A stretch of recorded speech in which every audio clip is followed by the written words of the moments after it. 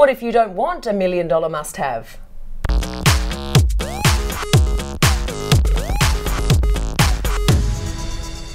Hello and welcome to Clearance Rate, a full wrap of the nation's residential property market over the last week. And if you don't have $1 million, don't fear. There are still many homes out there for buyers to choose from.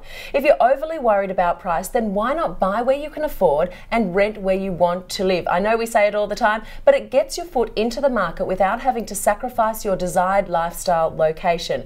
In fact, while luxury $1 million homes might get all the attention right now, new figures reveal there are still more properties selling in most capital cities for less than $400,000. That is right. During the year to March, 6.1% of capital city home sales went for less than $200,000, 31.8% selling for between $200,000 and $400,000.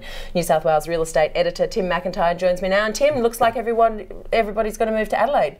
Yeah, sounds like it, or all the way down to Hobart, I'd say as well, because in some of the eastern states, I don't know where you're getting some of those figures from, but nationwide, absolutely. Yeah, that's right. What are we doing in terms of clearance rates? Slightly less properties on the market over the last 7 days, so that clearance rate popping up again. Yeah, look, the clearance rate isn't under any pressure of dropping down anytime soon in Sydney, Melbourne and Adelaide as well, is going quite well.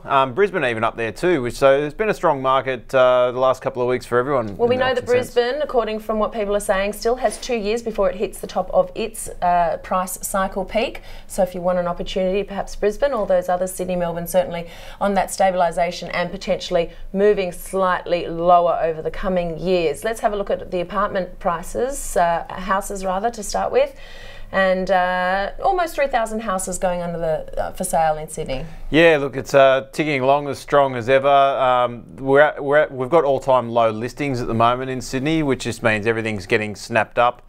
And we will probably see this go down a little bit in terms of volume over the rest of winter. Are things getting snapped up before they actually go to market? Are agents selling properties without actually having to advertise them? Do they have a book of potential buyers? Yeah, you may not know this, but about a quarter of the properties in any hot market have been sold without you even knowing they were listed. Most real estate agents have databases with hundreds of people, and they know what they're looking for. They know exactly, and they go straight to them and say, I've got this coming up. They don't have to worry about the marketing campaign at all. Oh, it's hard for the people who don't know how to play the game properly. That apartment price in Sydney, $671. You think it's going to hit $700 by the end of December. I don't. I think it'll stabilise, but we're watching it closely. That's where our game and bet is on. Well, we can make it interesting if you like more. I'd say it'll be $700,000 come springtime even.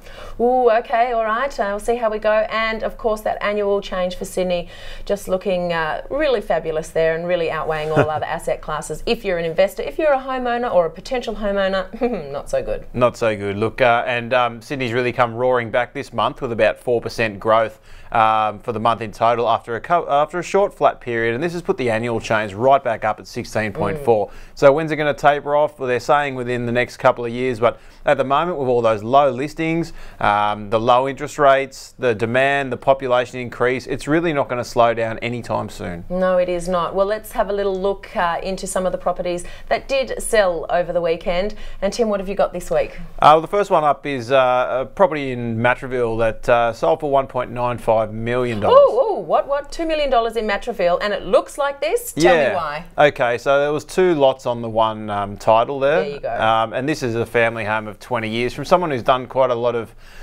good work with disaffected youths in the area, so it's good for him to get a good result on that, and he'll be downsizing from there. Wow, taking his money to the coast to retire. Absolutely. And how about this one? This looks pleasant. Well, this is a house that was passed in at auction on the weekend, and there's not much really to say about it apart from it's quite close to our own Prime Minister Tony Abbott's.